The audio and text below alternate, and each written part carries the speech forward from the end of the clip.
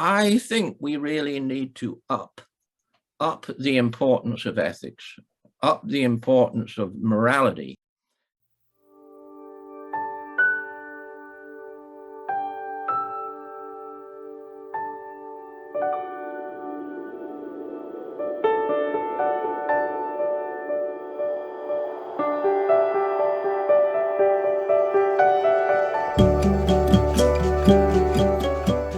Hello, everyone.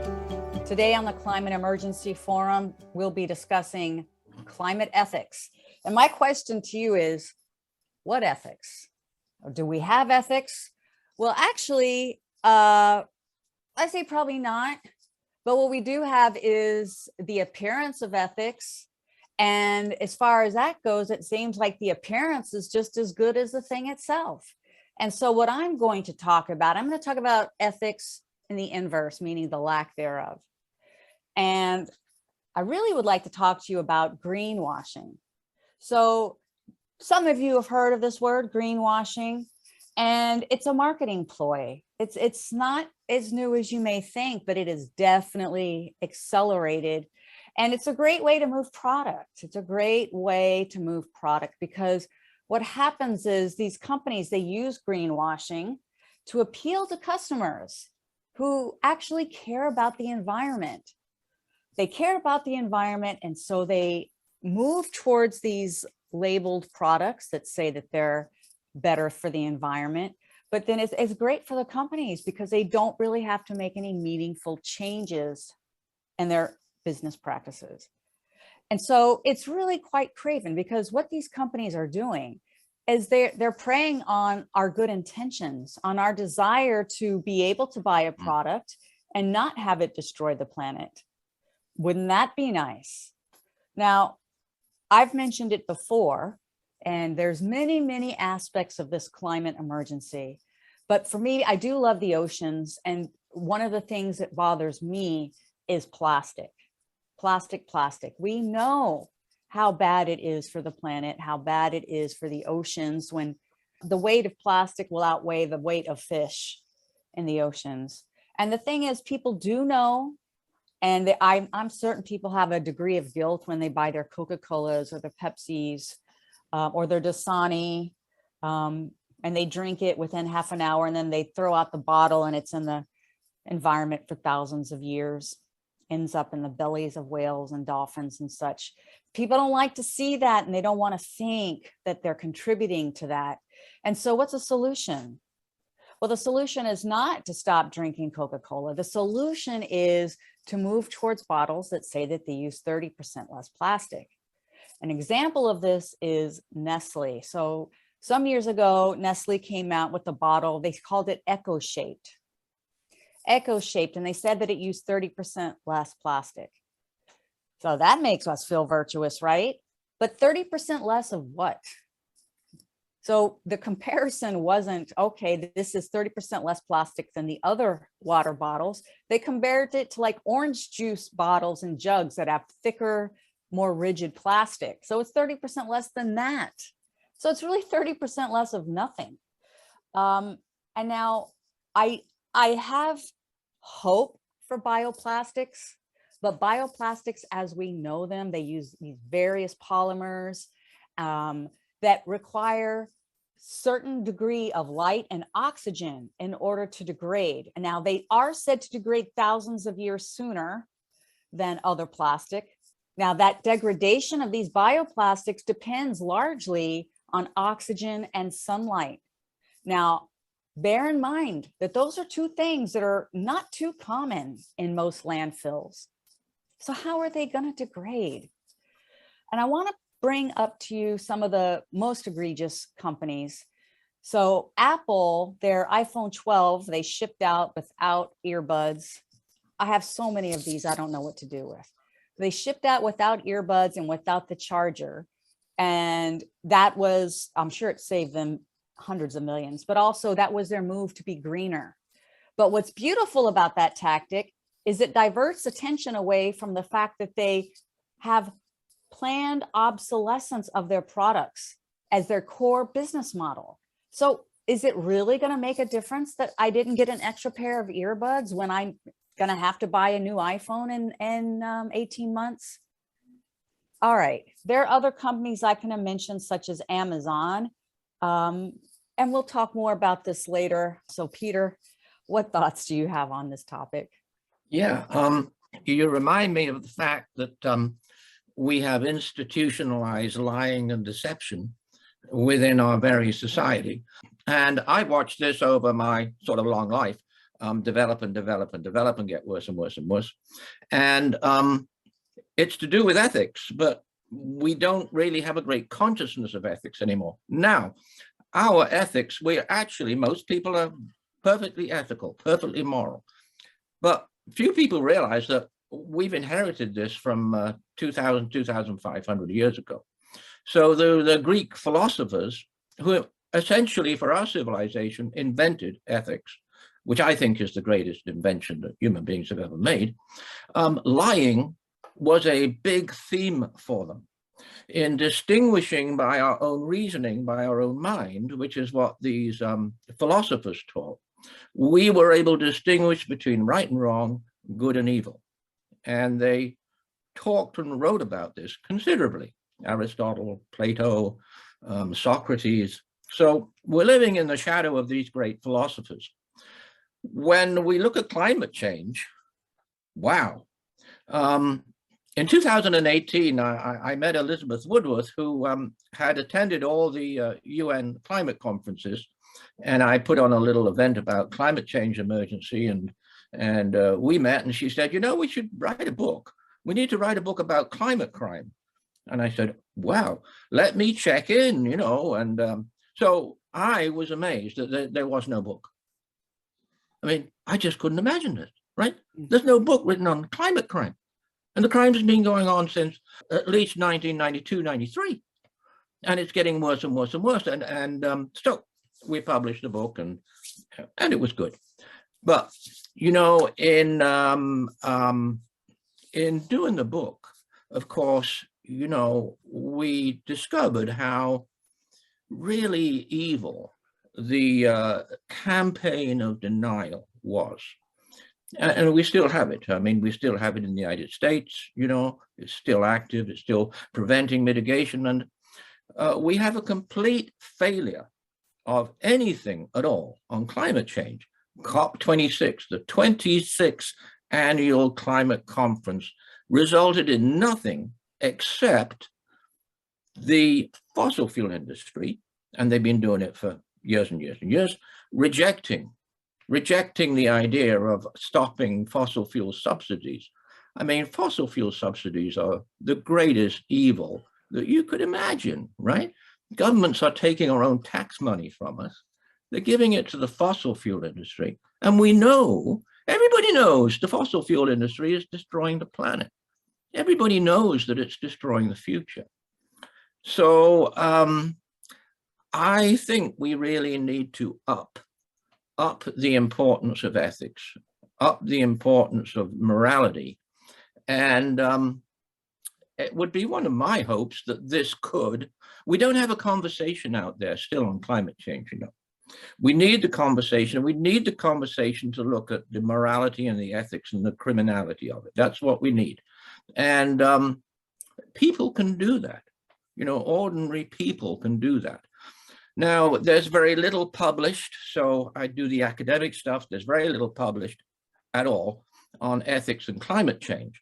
The seminal paper was written by Gardner in American academic philosophy, political science, and he published originally in 2006. And his last publication says it all. Gardner's last publication, 2011, was entitled A Perfect Moral Storm, The Ethical Tragedy of Climate Change. So he says it all. He's led the example. We all need to follow. Well, it's interesting, Peter, because we've talked in the past about the morality or the immorality of climate change and how climate change is really a manifestation of humanity's immorality. I'm wondering, what would you consider the greatest climate crime? Is it the fossil fuel subsidies or is it something else? It's the fossil fuel subsidies, in my view. They've been going for years. They have been increasing. You know, the IMF has them at nearly $6 trillion a year. So the IMF have been putting this out there. International Energy has been putting this out there for years and years and years. Okay. And the thing about fossil fuel subsidies is everybody, including the public, the IMF, the World Bank, the OECD, you could go on, they've all published saying that subsidizing fossil fuels has no benefit whatsoever, and it is damaging. So damaging to the economy, damaging to the environment, and damaging to our society. So to me, that's an unprecedented evil that this is continuing. And in the past few years, they've actually increased their subsidies. So yeah, I had no idea it was 6 trillion. I don't know why I was exercising under the idea that it was 4 billion. Are you saying 6 trillion annually? Yeah, the International Monetary Fund in 2015, first of all, they published a comprehensive economic analysis of fossil fuel subsidies, in which they included, and they'd written about this before, they included what they call post-tax subsidies. They included the externalization of the costs, right? Huge costs from burning fossil fuels, and particularly from the air pollution of burning fossil fuels. So they added all this up, and they got to at that time they got to $5.3 trillion. I'd done a similar one myself some years previously. I got it to 3 trillion. I thought, oh my God, you better not put that out there. So they repeated this in 2019, the IMF did. And they came actually to roughly the same thing, but it came to $5.9 trillion a year. As we've covered here on the program, our brilliant zero carbon, clean, renewable energy is now cost competitive to fossil fuel energy, right? So really all we have to do is to stop our governments killing us with subsidies. What is the title of your book? Unprecedented Crime, Climate Change Denial, and then there's the solution side, Game Changers for Survival. Beautiful. For those of you watching, we'll link that in the description. And so, Paul, what are your thoughts? Yes, thank you, Regina and Peter. So I want to just show you the title of this book. It's called Ethics 101, a crash course in the principles of proper conduct. So it calls ethics really, the moral philosophy. And it says actually here, most books about the study of ethics are so boring that the moral dilemma becomes whether to use them as doorstops or as paperweights. Okay, so it can be a very difficult subject to read about. I think we have a sort of common knowledge that it's right or wrong. I mean, we all have a sense of right or wrong, and that dictates how we behave. And that sense of right and wrong is usually pretty invariant as we reach a certain age, right? It can change over time, but there's enough external factors. So I just want to read a couple passages from the book just to talk a bit more about ethics before I get onto the lack of ethics in climate. So, ethics is also called moral philosophy, right? It's concerned with how a person should behave in a manner that is considered morally correct or good. So it sounds like a simple idea, but it's a concept that's fascinated and agonized moral philosophers for more than 2,000 years, right? It's how we should behave. If we behave in a way that is against our ethics, then we feel bad. We have inner turmoil. But if we behave in accordance with our core belief, like it's part of core beliefs, if we behave as within what's acceptable to our core beliefs, then there's sort of internal harmony and balance. So, it asks a lot of questions, but a lot of philosophy is not applicable to daily life. But it's asking, is God real? Why are we here? Those sort of things, unanswerable in a lot of cases, but they're big questions, but they're not really applicable to what we do on a daily basis. But ethics is. there's the ethics of individuals, of course, but then you can talk about the ethics of groups of people, of corporations, like the large fossil fuel companies, which we know that digging up fossil fuels out of the ground, burning them, converting that carbon into CO2 and methane is changing the chemistry of our atmosphere and oceans. And that changing chemistry is trapping a lot more heat. And that's changing the distribution of the way heat moves on the planet because the poles, warm much faster. So we know all of these things, and yet we still continue to subsidize fossil fuels. The climate aspects are, there's nothing ethical at all with what is happening with climate change and the causes of climate change. The people that have put the carbon in the atmosphere for centuries are not the people that have been up to recently suffering the most, right? The people that have very low per capita emissions, like India and even China and places like this, they did not cause the problem, right? It was the rich Western countries in the Northern Hemisphere, and yet the entire world has to suffer.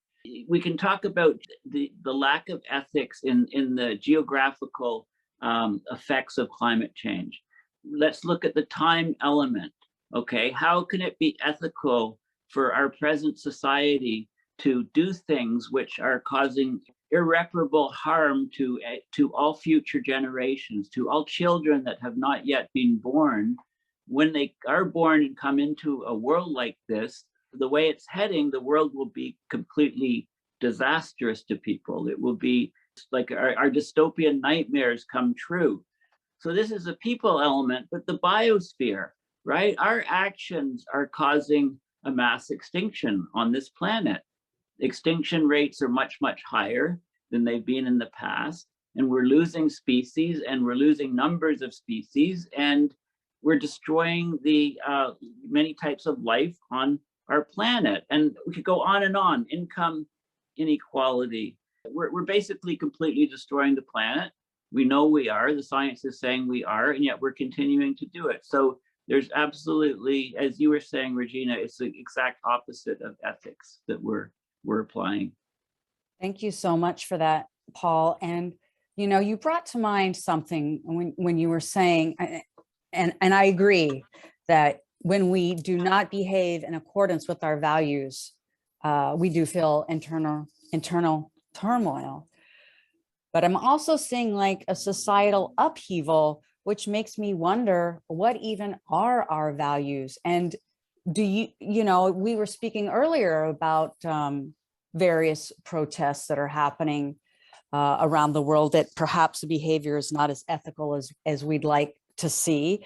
Well, what do you think that portends? Do you think there'll be a correction in terms of people's behavior? Or are we going to continue down this trajectory? And what does that mean actually for the environment? Well, living in Ottawa, as I do, we've reached, I think, day 16 of what politicians are now calling an occupation or a siege. We have trucks that are running 24/7 constantly.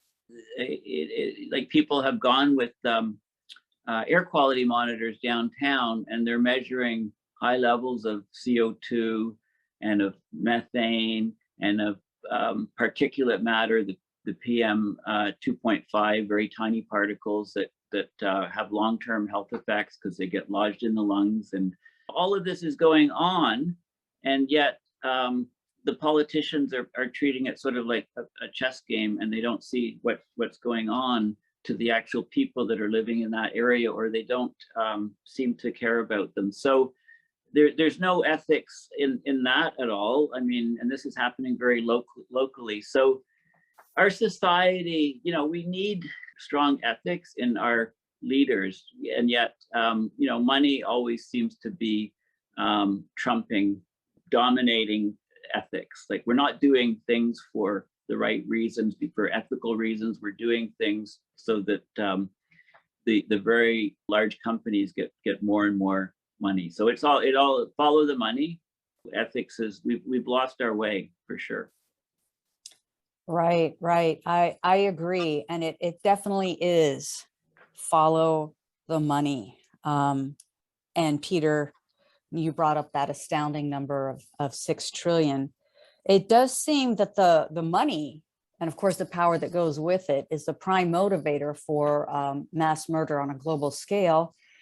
Is there any way, since money is, people are motivated by money, or the powers that be are motivated by money, can money be used to motivate virtuous behavior, do you think, Peter? Well, it's been tried for decades, and it clearly hasn't worked. As you say, everything's getting worse. Accountability is the thing we've got to focus on.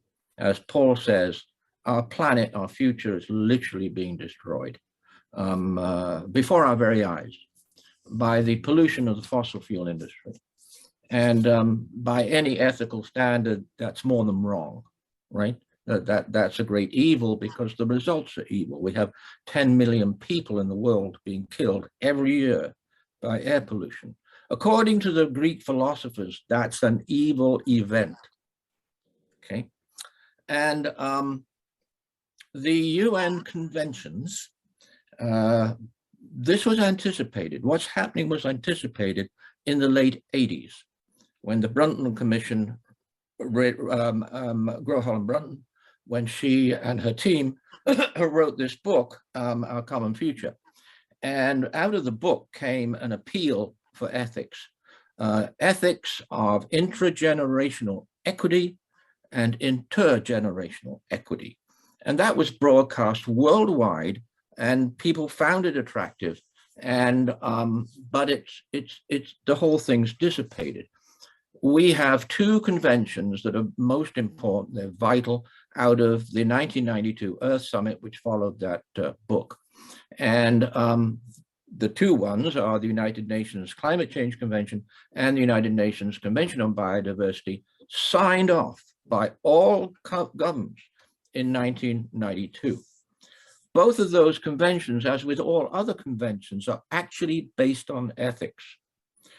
The start with the prologue, and the prologue on all of the conventions is basically a repetition of ethics and why this issue is an ethical issue and how we have to change our behavior to get it stopped.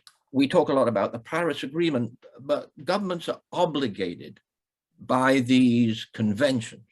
So I think that I want to encourage people to hold our governments and corporations and banks accountable for their breaking with the whole of the history of humanity. And I want to encourage people to do that because governments are sensitive to this. Even corporations and banks are sensitive to this. They can't ignore it. They do have to respond. So I'd ask people, please hold your banks and corporations accountable for what they're doing and hold them accountable for honoring these conventions. The climate convention, what the end of the prologue was, we as United Nations, we are parties, we're determined to protect the climate for future generations. Now, what can be more basic than that? That we are not going to continue, as you both described so well, the destruction of the life support system of our children today and all future generations.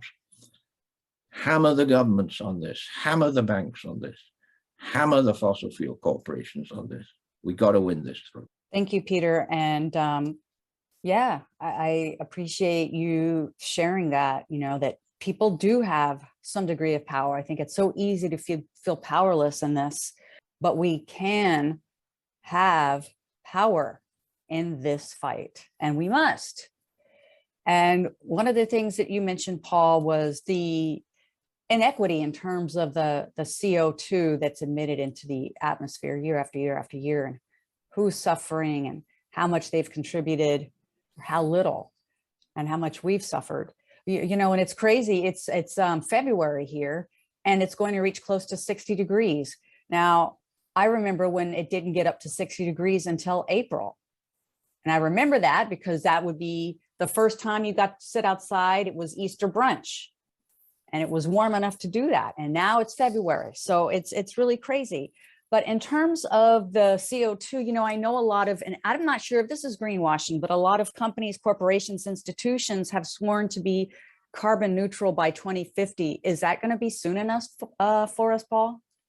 You know, every little bit like this helps, but it's sort of heading into the right direction if the actions follow the promises. And often we're seeing, you know, we've seen that the actions do not follow the promises in any way, shape, or form. The climate system is changing abruptly. The extreme weather events are skyrocketing, and it's really hitting and will continue to hit our ability to grow food on the planet, to have enough food to feed people. So as the Arctic ice continues to disappear and the Arctic continues to warm and the jet stream continues to get more fractured and wavy and broken, our difficulty in growing food will lead to global food shortages and geopolitical conflict, of course. And you know, I can see this happening in the next 5 to 10 years.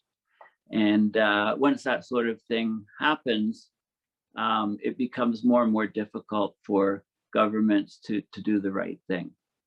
I thought Canada was a fairly strong country politically, but I haven't seen any of that in the last 3 weeks, and it's very concerning to me. And if this can happen in a G7 wealthy nation, then events like food shortages, etc., I don't see how many countries will handle this in any decent fashion.